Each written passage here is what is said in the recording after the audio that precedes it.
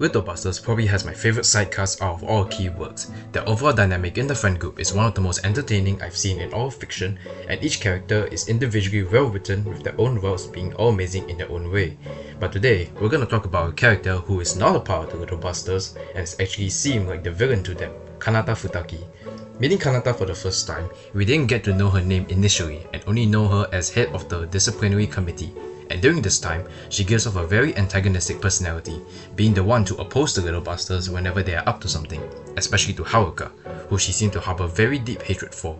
While it is hard for anyone to like her with this impression, I held hope that her route would make me like her since I was tolerable with her and hope her route was good, and my god was it fantastic. While we have seen bits of her backstory with Haruka in Haruka's route, her route goes to even more in-depth into how she felt being in the Futaki household, a place where any and every single thing they do is being compared with, Kanata taking all the praise while Haruka gets treated worse than animals. Despite this despicable fate that they are in, Kanata has always thought of how to make Haruka's life better, and in the final moment, she decided that at the cost of her freedom being used as a political tool, they would leave Haruka alone. She believed that the only way for Haruka to live her life in peace from the family is to cut ties completely with them, including her, and as such, she made it her mission to get Haruka to hate her, despise her so much that her hatred for her would drive her to continue living and eventually getting the life that she deserves.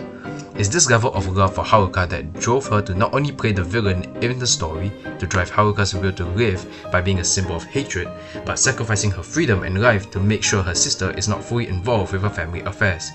It is when Haruka and Riki finds out about the harsh environment she lives in, with how despite being treated better than Haruka, her childhood is anything but easy, as she has scars on her body and dare not show it to anyone, hence why she always wears her uniform in full. The way the world conveys the sense of hardship and what it takes to bear these burdens is masterfully done through Kanata's emotional turmoil, when she reveals her true emotions and wanted to not do what she does to Haruka, and that she wants them to have a normal sibling relationship without the harsh judgment of her household.